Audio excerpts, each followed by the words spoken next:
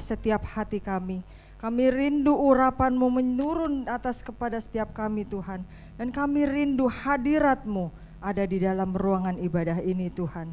Mari Tuhan Yesus, kami siap untuk mendengarkan firman-Mu.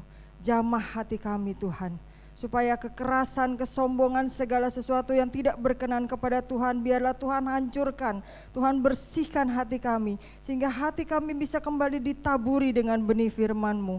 Bapa di dalam surga, kami minta Tuhan ubahkan persepsi kami Tuhan, segala logika yang tidak sesuai dengan firman Tuhan, biarlah Tuhan yang meluruskan, Tuhan yang menjernihkan, sehingga pikiran kami bisa mendapatkan hikmat dari Tuhan. Bapa di dalam surga, kami rindu bahwa ibadah ini bukan hanya sekedar ritual saja, bukan sekedar tradisi atau kebiasaan rutinitas saja, tetapi kami rindu setiap ibadah yang kami lakukan menyenangkan hati Tuhan. Terima kasih Bapa. Kami serahkan sesi pemberitaan firman-Mu ini hanya ke dalam tangan-Mu saja. Mari Roh Kudus berkaryalah.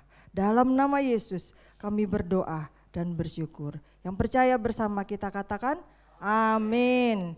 Bapak Ibu Saudara silakan duduk. Selamat pagi, salam sejahtera bagi kita semua. Senang sekali saya bisa kumpul lagi dengan keluarga besar GBI Jatinegara Timur di tempat ini. Terima kasih Bapak Gembala dan seluruh pengurus yang mempercayakan saya untuk bisa berbagi firman. Hari ini saya ingin kita melihat betapa berbahayanya kemunafikan gitu ya. Nah, kalau kita membeli barang atau makanan, pada kemasan pembungkusnya biasanya terdapat peringatan awas barang tiruan. Nah, di beberapa barang, beberapa makanan atau minuman seringkali ada tulisan seperti itu.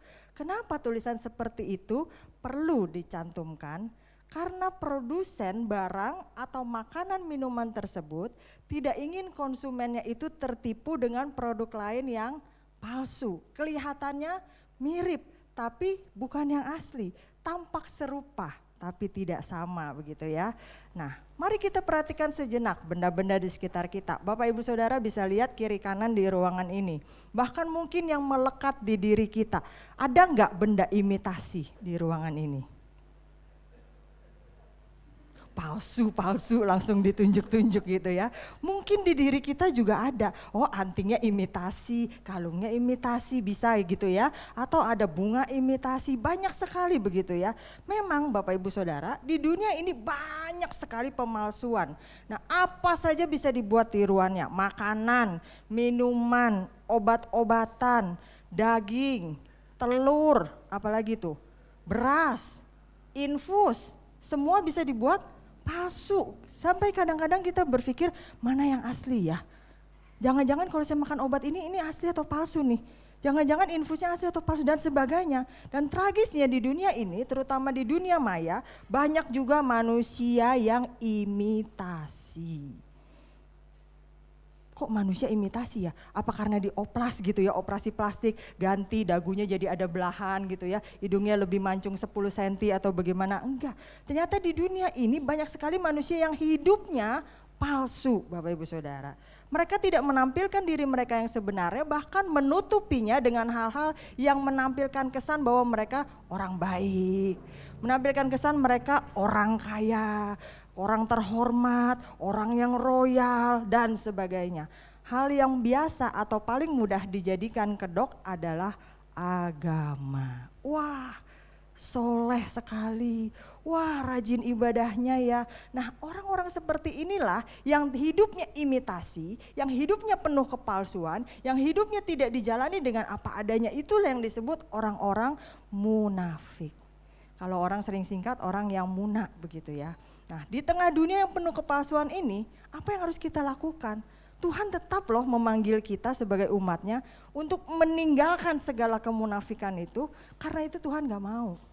Tuhan gak mau kita jadi manusia yang munafik, manusia imitasi, orang Kristen palsu, orang Kristen yang berpura-pura. Kita lihat dulu, apa sih sebenarnya yang dimaksud dengan munafik? Boleh diklik?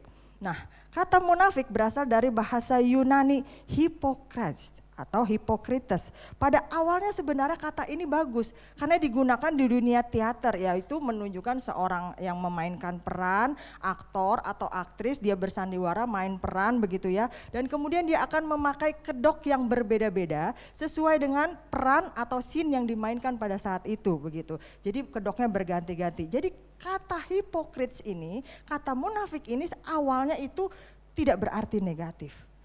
Kata ini baik pada mulanya, tapi berangsur-angsur kata tersebut dipakai untuk melukiskan orang yang bermuka dua. Karena tadi awalnya berganti peran, ganti-ganti topeng. Jadi kemudian dilukiskan untuk orang yang bermuka dua, pura-pura hidupnya.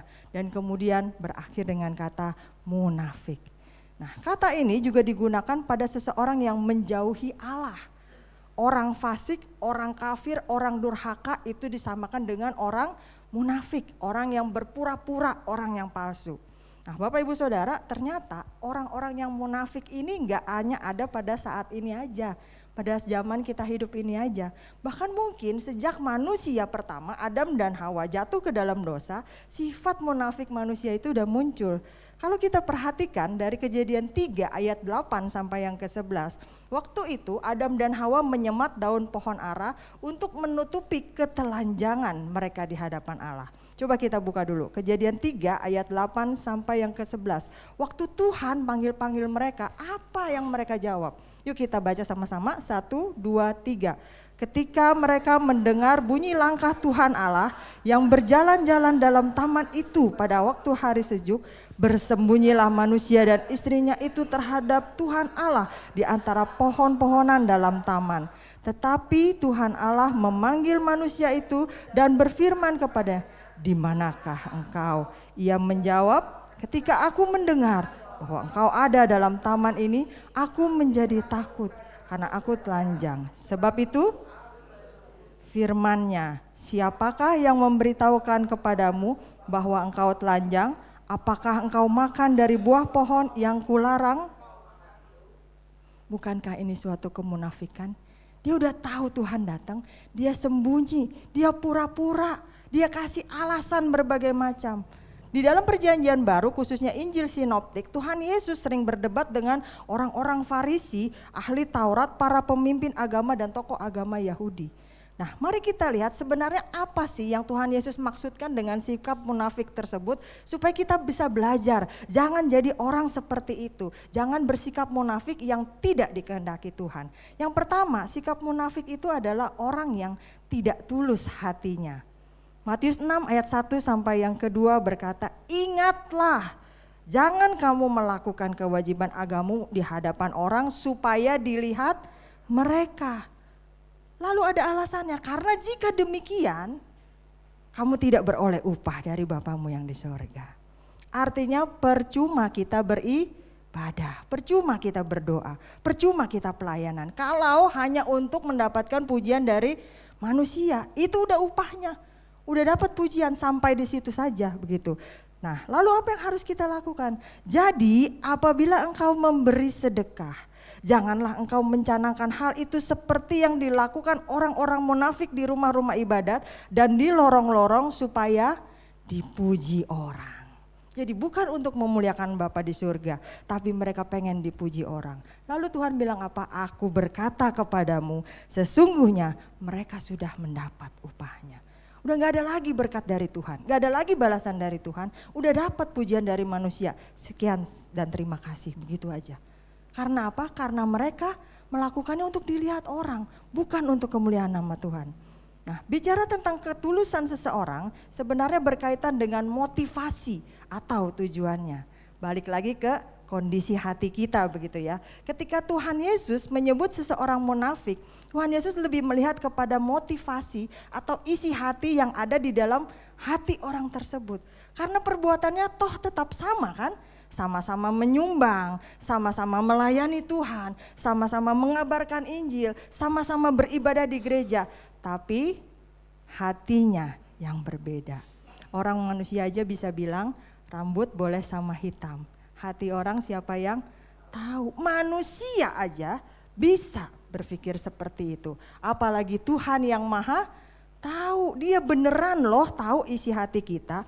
Karena perbuatan itu lahirnya dari motivasi.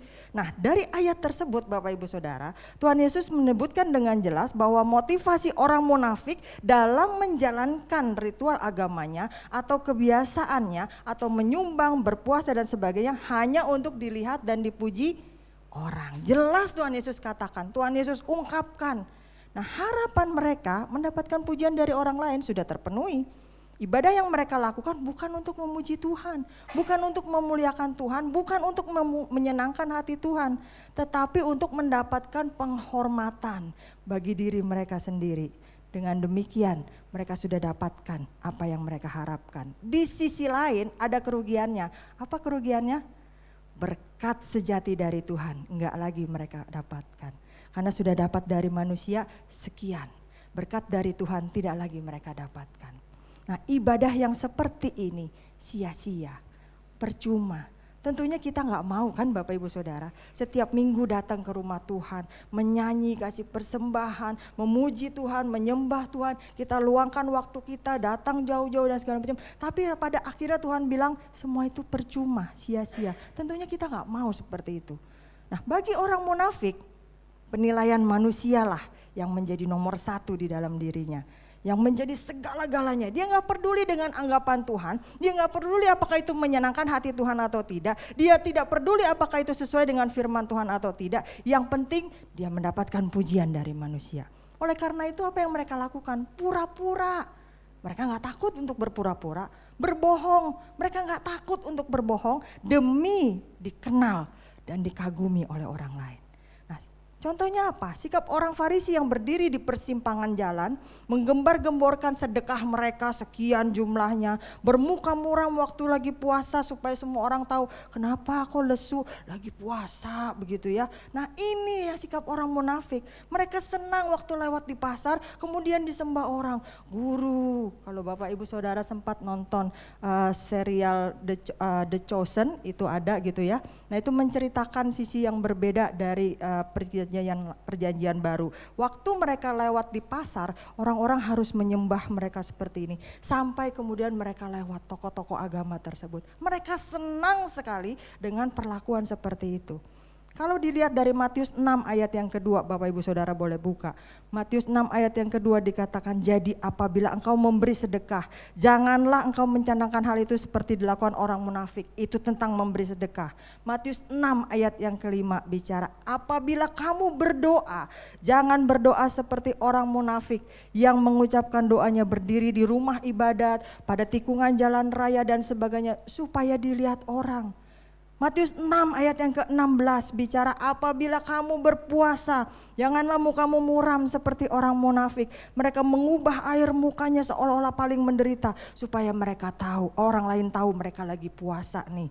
Matius 23 ayat 5-7 dikatakan semua pekerjaan yang mereka lakukan hanya dimaksudkan untuk dilihat orang. Mereka pakai tali sembahyang yang lebar, jubah yang panjang, duduk di tempat terhormat dalam perjamuan dan duduk paling depan di tempat rumah ibadat. Mereka suka menerima penghormatan di pasar dan suka dipanggil guru.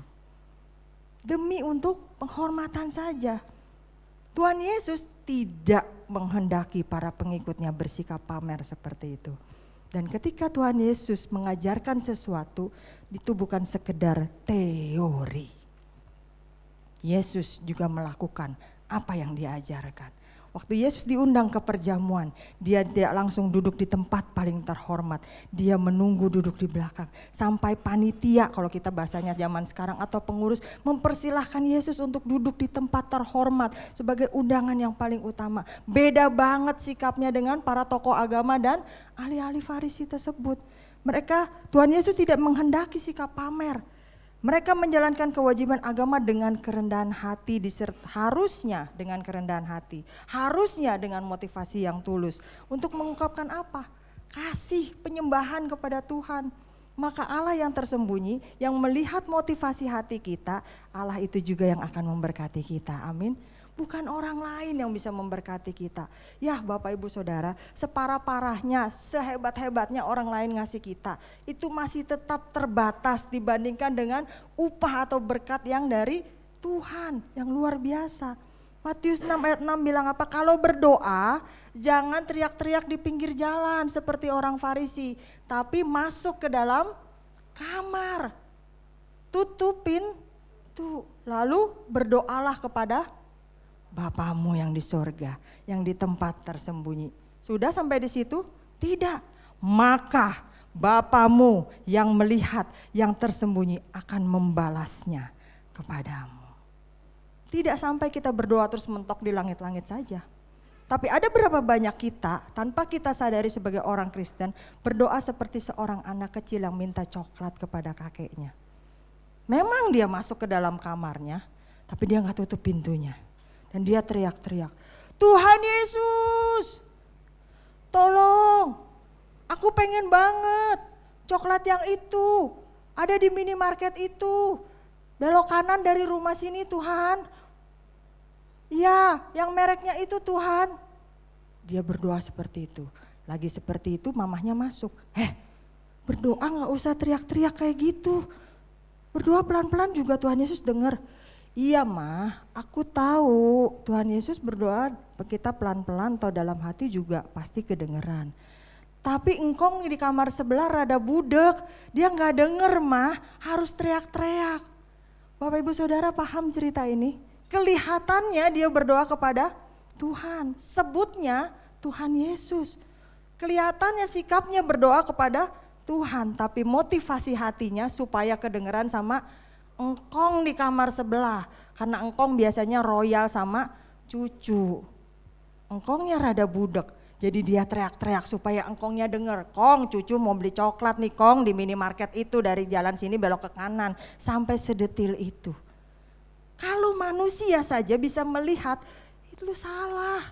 Itu gak boleh, doa tuh sama Tuhan, dalam hati aja udah ketahuan. Tetesan air mata aja dia mengerti, apalagi Tuhan. Mungkin kalau bisa kita bayangkan, kalau Tuhan jadi kita, dia ketawain kita kali ya. Pura-pura ngomong sama aku, ternyata ngomongnya sama engkong sebelah. Nah, bukankah dalam kehidupan kita beribadah, seringkali juga kita berlaku munafik seperti anak tersebut, disadari tidak disadari. Betapa bangganya kalau kita punya posisi penting di suatu kepanitiaan yang kita pegang atau di suatu kepengurusan. Wah, berasa jalannya beda. Yang tadinya biasa langsung rada dongak sedikit begitu ya, ketua panitia atau apa gitu. Tapi lalu kemudian pada periode berikutnya kita tidak terpilih lagi, langsung tersinggung. Gua gak kepake lagi, emang kurang baik apa begitu kan. Langsung pendapat kita diabaikan, kita langsung marah. Mentang-mentang, jangan-jangan. Nah, kita langsung tersinggung. Demikian juga ketika kita memberi persembahan. Alangkah senangnya bila nama kita terpampang di warta jemaat, dikenal, lalu kemudian orang panggil kita bos. Wah, ini nih donatur gereja terbesar nih. Wah, ini. Tapi kemudian ketika kita kurang dihargai di gereja, keinginan kita tidak dilaksanakan, pendapat kita tidak didengarkan, kita merasa tersinggung. Lalu kita stop kasih persembahan, kita stop menyumbang ke gereja. Jadi sebenarnya persembahan itu kita berikan untuk Tuhan atau untuk kemuliaan diri kita sendiri. Suatu kali di sebuah gereja ada seorang bapak yang marah-marah ngamuk-ngamuk kepada sekretariat karena namanya yang panjang tidak ditulis lengkap oleh sekretariat gereja. Lalu kemudian sekretariat karena memaklumi, akhirnya di warta gereja minggu yang akan datang dibuatlah satu halaman khusus tentang persembahan bapak ini. Ditulislah namanya sepanjang-panjangnya, selengkap-lengkapnya dengan jumlah persembahannya. Barulah kemudian bapak ini tersenyum kembali. Kita sebagai jemaat, sebagai manusia biasa, akhirnya kita akan bisa melihat, wah, ini cuma pengen pamer doang, pengen mejeng doang, pengen pujian doang. Sekali lagi, kalau kita sebagai manusia biasa bisa paham tentang hal itu, bukankah Tuhan yang Maha Tahu udah lebih duluan paham tentang hal itu? Jangan tunjuk orang lain, jangan nilai orang lain. Oh, khotbah ini buat dia. Tunjuk diri kita sendiri. Selama ini yang kita lakukan untuk memuliakan Tuhan atau untuk memuliakan diri kita sendiri. Kalau hal ini relate dengan kita, kena sama kita, tanya sama Tuhan, tanya sama diri kita sendiri. Sebenarnya untuk siapa saya melayani Tuhan? Untuk siapa selama ini saya berjuang jadi orang Kristen? Untuk kemuliaan Tuhan? Atau supaya saya dipuji orang tetangga kiri kanan? Wah itu mah bapak yang soleh, wah itu ibunya royal, wah itu pengurus gereja. Wah ini firman Tuhan hari ini mengingatkan kita bahwa tanpa motivasi yang tulus, apapun yang kita lakukan percuma, sia-sia. Itu yang pertama. Yang kedua, apa yang dimaksud dengan sikap munafik oleh Tuhan Yesus? Yang kedua adalah sikap tidak berintegritas. Matius 15 ayat 7 sampai yang ke-9 berkata, "Hai orang-orang munafik, benarlah nubuat Yesaya tentang kamu sekian ratus tahun yang lalu. Bangsa ini memuliakan aku dengan bibirnya, padahal hatinya jauh daripadaku. Percuma mereka beribadah kepadaku, sedangkan ajaran yang mereka ajarkan ialah perintah manusia." Kalau perintah manusia, instruksi manusia, aturan manusia itu subjektif ya, tergantung kepentingan, tergantung situasi dan kondisi. Tapi kalau firman Tuhan itu standarnya jelas, tidak berdasarkan kepentingan pribadi, kelompok atau siapapun. Kalau ya, katakan ya. Kalau tidak, katakan tidak, enggak. Ya enggak deh, kayaknya enggak iya. Susah-susah gampang susah, tidak. Alkitab mengajarkan standar yang jelas. Nah, integritas merupakan sisi lain dari kejujuran. Integritas meliputi semua yang kita lakukan dengan seluruh keberadaan kita. Apa? Perkataan kita, motivasi kita, pikiran kita, perasaan kita, semua yang ada pada diri kita. Selaras enggak? Sesuai enggak? Omongan kita sama tindakan kita, sesuai enggak?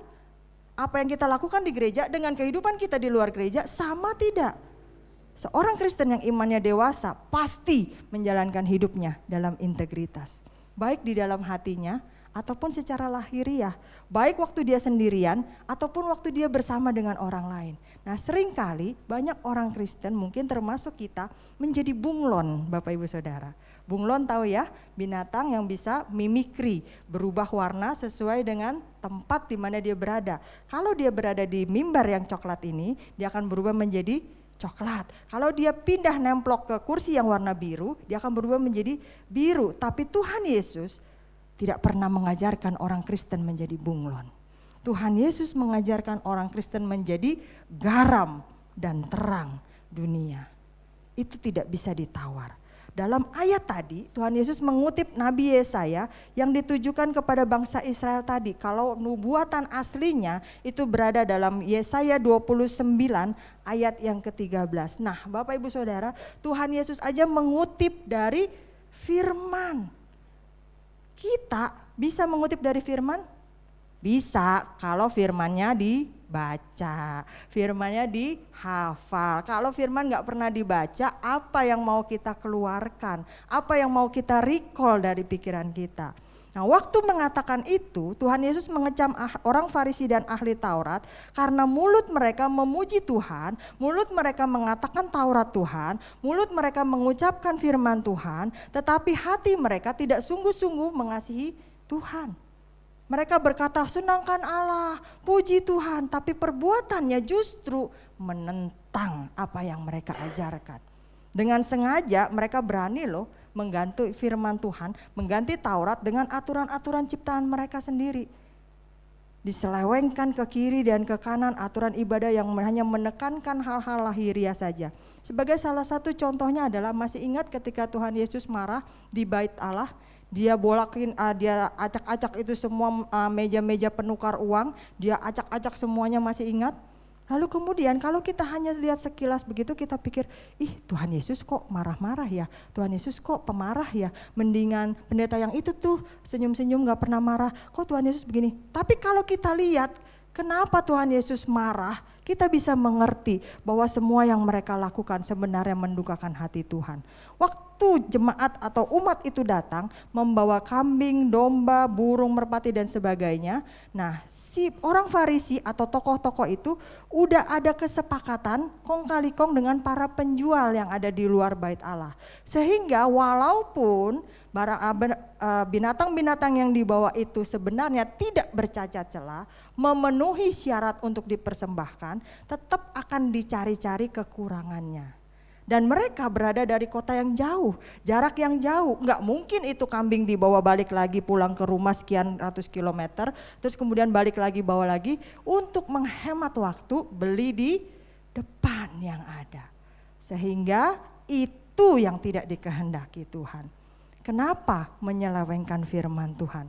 Untuk kepentingan pribadi. Namanya kesepakatan, pasti ada sama-sama keuntungan. Nah, aturan-aturan itu mereka ajarkan seolah-olah itu perintah Tuhan. Firman Allah bilang harus begini-begini, padahal sebenarnya mereka menekan umat dengan kewajiban agama yang berat. Mereka sendiri tidak melakukannya.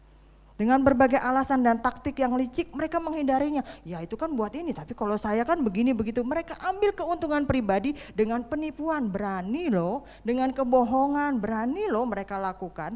Nah, dengan demikian tidak ada kesesuaian antara yang mereka ajarkan dan mereka lakukan. Sikap seperti inilah yang disebut oleh Tuhan Yesus orang-orang munafik. Ada seorang bapak yang mengaku kepada keluarganya bahwa ia telah berselingkuh dengan perempuan lain selama kurang lebih 15 tahun. Betapa terkejutnya keluarganya karena selama ini yang mereka tahu bapak mereka ini adalah orang yang setia loh. Orang yang dari kantor langsung pulang ke rumah, kalau ada apa-apa ngabarin begitu ya. Nyampe di kantor ngabarin, bapak ini baik, bertanggung jawab terhadap keluarganya. Di kantor juga dikenal sebagai karyawan teladan, gak pernah ada neko-neko, gak pernah macam-macam gitu ya. Bahkan jadi majelis pun di gereja, jadi majelis teladan. Pertanyaannya, semua orang kaget kenapa hal ini bisa terjadi. Karena bapak ini pandai sekali berpura-pura. Pandai sekali menutupi keadaan dirinya yang sebenarnya. Dia berhasil memainkan sandiwaranya sehingga seolah-olah layak mendapatkan piala Oscar mungkin. 15 tahun tidak pernah ada orang yang tahu apa yang dia lakukan. Semua orang memuji dia sebagai orang yang soleh, sebagai orang yang baik. Tapi Tuhan tahu, Roh Kudus bekerja di dalam hatinya sampai akhirnya dia mengungkapkannya. Inilah yang disebut Yesus orang munafik. Di bagian yang lain, kalau Bapak Ibu Saudara nonton aplikasi video, itu ada sebuah film yang berjudul Pulang. Pemainnya itu Cok Simbara, Ira Wibowo dan Dwi Wasono. Saya pikir kalau saya sebutkan ini, nanti Bapak Ibu Saudara ditanya khotbahnya tadi apa? Nggak tahu, gue buruan mau nyari ini video. Tadi katanya ada film bagus judulnya Pulang begitu. Jangan ya Bapak Ibu Saudara, ini hanya ilustrasi. Nah di dalam film tersebut juga dikisahkan tentang Bapak yang sama. Ketika sekian puluh tahun mereka kembali merayakan hari ulang tahun pernikahan mereka, lalu kemudian tiba-tiba muncullah seorang perempuan muda dengan anaknya yang sekolah SD kurang lebih berusia 9-10 tahun. Dan anaknya tiba-tiba ketika melihat papanya mau tiup lilin kue ulang tahun pernikahan, lalu kemudian dia panggil, "Papa!" Dan semua orang yang ada di ruangan tersebut, semua undangan tersebut kaget seketika itu juga. Karena yang mereka tahu, Bapak itu adalah Bapak yang bertanggung jawab, setia, dan secara lingkungannya semua juga mengagumi Bapak tersebut. Karena apa? Karena dia pandai sekali menutupi kondisi dirinya. Lalu apa yang bisa kita aplikasikan? Agama, kegiatan rohani seringkali dipakai orang untuk menutupi kedoknya, kejahatannya, kemunafikannya. Bagi mereka sebenarnya agama itu gak ada pengaruhnya dalam dirinya. Makanya Bapak Ibu Saudara, kalau kita jadi orang Kristen, itu bukan agama. Kalau agama itu adalah usaha manusia untuk menjangkau Tuhan, dan itu tidak akan pernah bisa berhasil. Karena kita manusia yang berdosa tidak akan pernah bisa mencapai kekudusan Allah. Tetapi kekristenan adalah Allah yang turun menjangkau manusia, itu pasti berhasil. Karena niatnya dari Allah. Allah yang mengupayakan segala sesuatu, Allah yang mengorbankan segala sesuatu karena cintanya dia mau menjangkau kembali saya, Bapak Ibu dan Saudara, orang-orang berdosa ini. Dia tinggalkan kekudusannya, dia tinggalkan surganya yang mulia, turun menjadi manusia, menyelamatkan saya Bapak Ibu dan Saudara, dan itu pasti berhasil. Bagi orang munafik agama gak ada pengaruhnya, tapi bagi kita orang Kristen, kekristenan harus bisa mengubah hidup kita. Kalau hati ini dijamah oleh Roh Kudus, pikiran ini dijamah oleh Roh Kudus, firman Allah ini berbicara kepada kita, logos itu berubah menjadi rema, hidup kita pasti berubah. Hidup kita pasti orang lain lihat berubah. Tadinya marah-marah melulu, sekarang kok lebih sabar ya. Tadinya kok orangnya judes ya, kok sekarang omongannya lebih enak ya. Pasti orang lihat ada perubahan. Tapi jangan kalau kita ke gereja udah puluhan tahun, orang lihat ada perubahan sih. Tadinya ngomelnya A sampai B, sekarang A sampai Z. Itu juga perubahan tapi negatif ya Bapak Ibu Saudara. Orang yang tadinya judes sekarang super judes, itu juga perubahan tapi negatif. Gimana mau ajak orang lain ke gereja? Gimana kita mau bersaksi tentang Tuhan kalau perubahan yang ada di diri kita itu degradasi, menurun, makin jelek, makin judes, makin galak. Harusnya ketika kita dijamah oleh Tuhan, kekristenan itu mengubah hidup kita menjadi orang yang lebih baik setiap harinya, semakin serupa dengan Kristus. Nah, bagi orang munafik, hanya selama di gereja, hanya mereka beribadah, menyembah Tuhan, melayani Tuhan. Setelah keluar dari ruang ibadah, lain lagi hidupnya. Tuhan hanya ada di dalam ruangan ibadah saja. Tuhan hanya ada di dalam gereja saja. Tuhan hanya ada di dalam bait Allah saja. Ketika mereka menjalani hidup mereka, Tuhannya ketinggalan.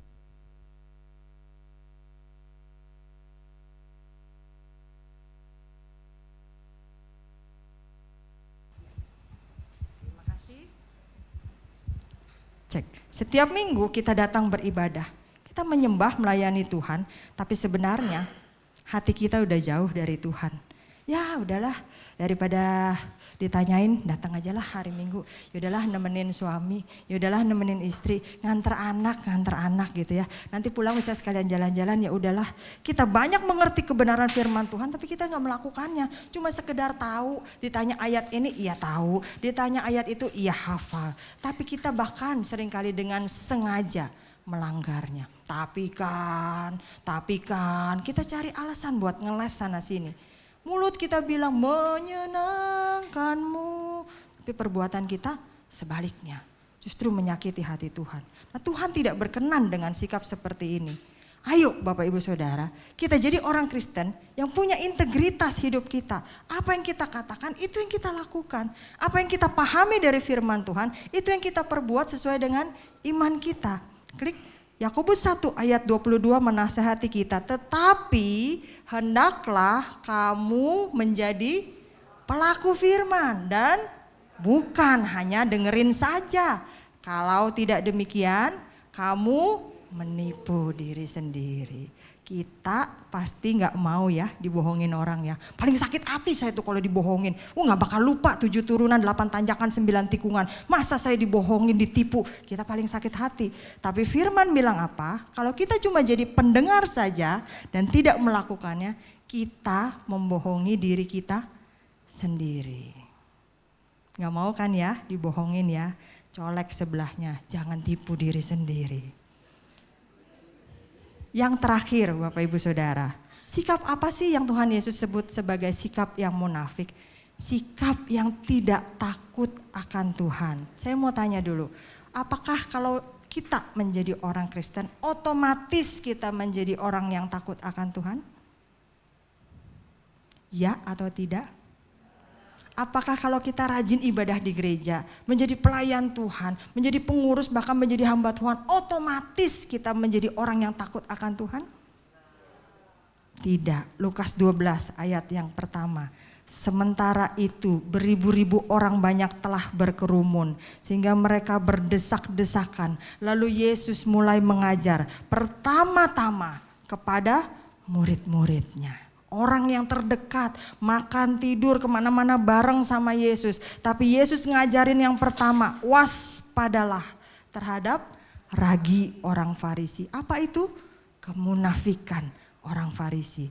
Kalau kita melihat keseluruhan perikop ini, nanti Bapak Ibu Saudara bisa baca sendiri di rumah. Lukas 12 ayat 1 sampai yang ke-12. Tuhan Yesus mengajar murid-muridnya untuk lebih takut terhadap Allah, terhadap Tuhan, terhadap Bapa di surga daripada manusia. Termasuk memperingatkan mereka waspada, ada bahaya, yaitu kemunafikan orang Farisi. Nah Bapak Ibu Saudara, 2 pembahasan sebelumnya tadi kita telah melihat bagaimana tentang kemunafikan orang Farisi dan ahli Taurat. Nah mereka didasari oleh motivasi dan kepentingan pribadi. Untuk mencapai tujuannya mereka rela loh mengubah firman Tuhan, memanipulasi, bahkan menggantinya dengan pikiran mereka sendiri seolah-olah itu benar gitu ya. Dengan beraninya mereka mencuri kemuliaan Allah, melakukan berbagai kejahatan, kebohongan, mengelabui orang lain. Karena bagi mereka penerimaan manusia lebih penting daripada penilaian Tuhan. Dengan kemunafikannya mereka pikir mereka bisa bohongi manusia dan Tuhan. Ini paling bahaya. Tapi hal ini sia-sia karena kita tahu Tuhan tidak bisa dibohongi. Lukas 12 ayat 2 sampai yang ketiga berkata apa? Tidak ada sesuatu pun yang tertutup, yang tidak akan dibuka. Dan tidak ada sesuatu pun yang tersembunyi, yang tidak akan diketahui.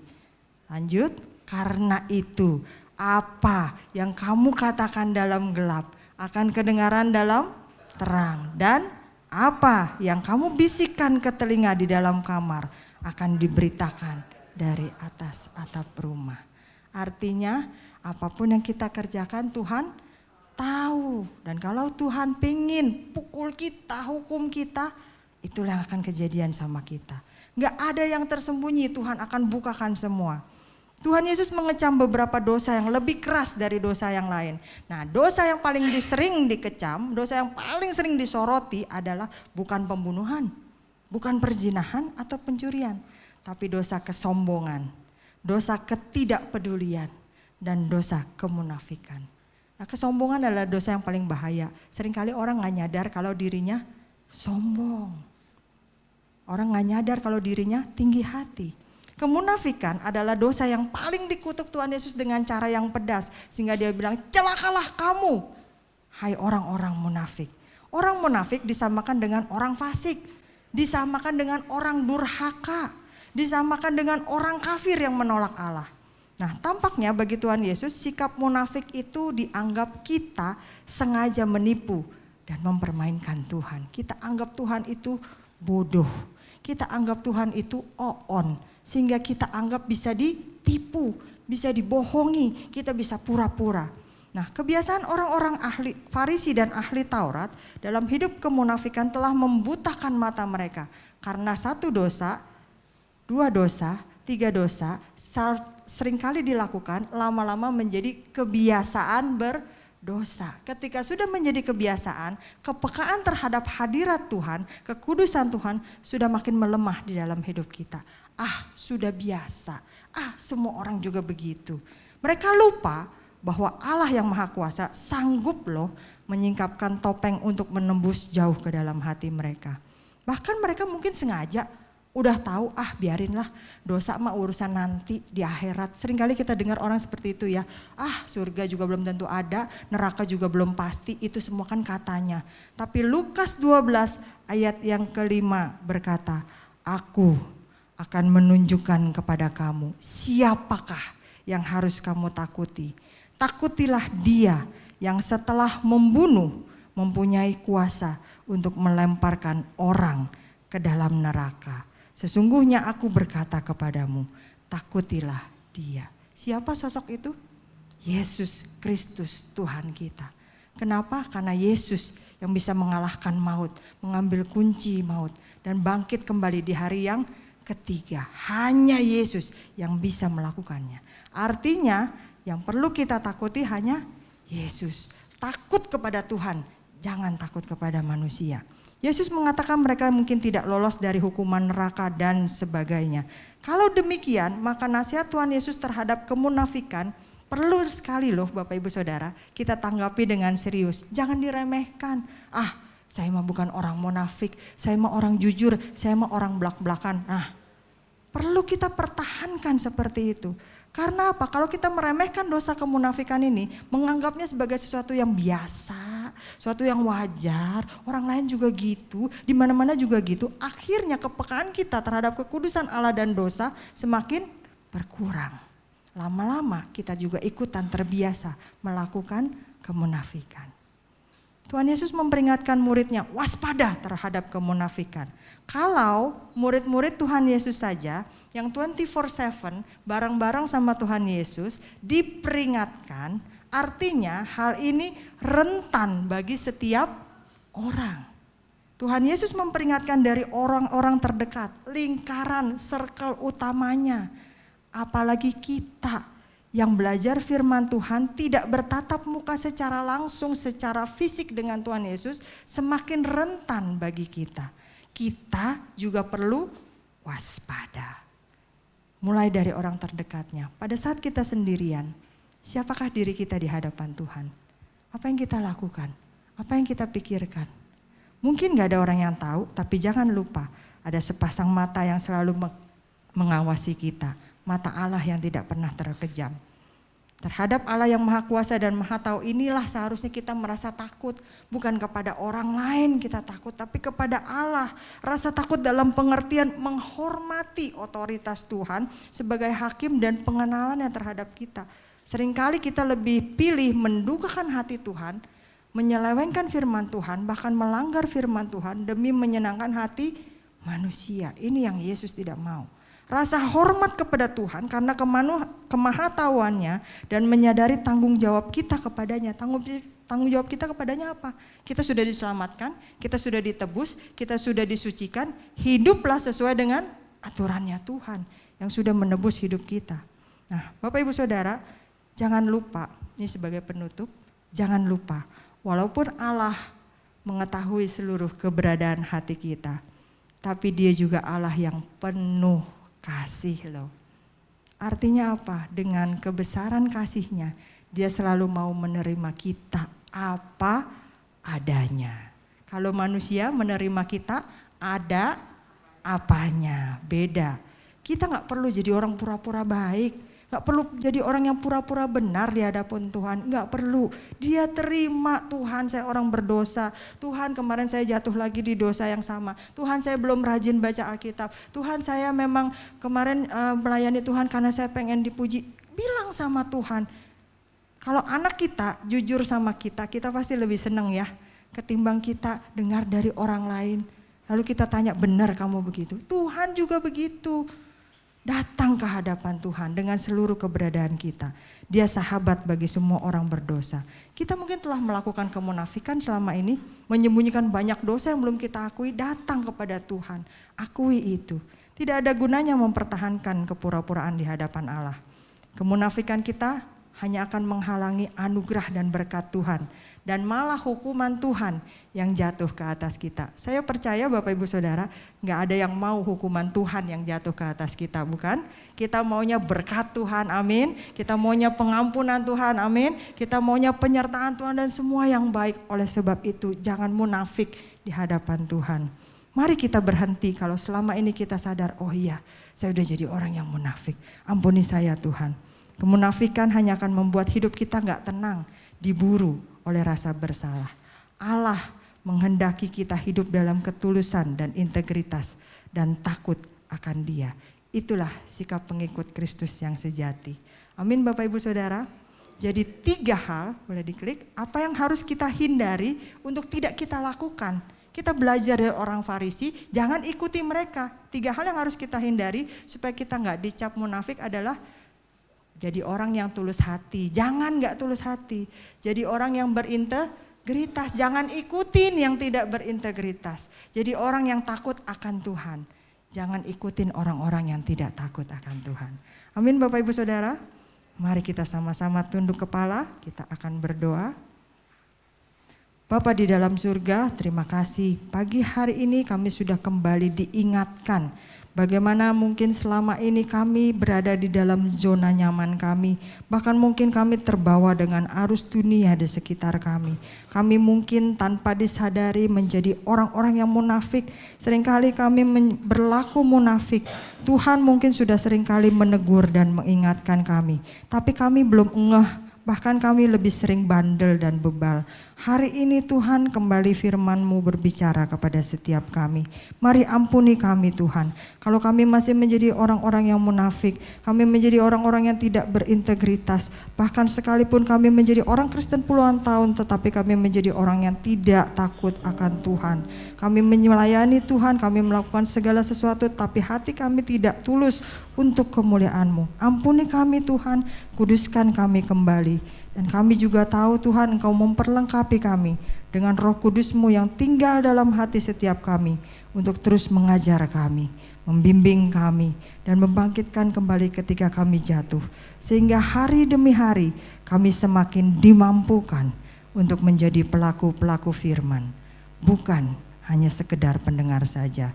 Terima kasih Bapa. Dalam nama Yesus kami berdoa dan bersyukur. Yang percaya bersama kita katakan amin.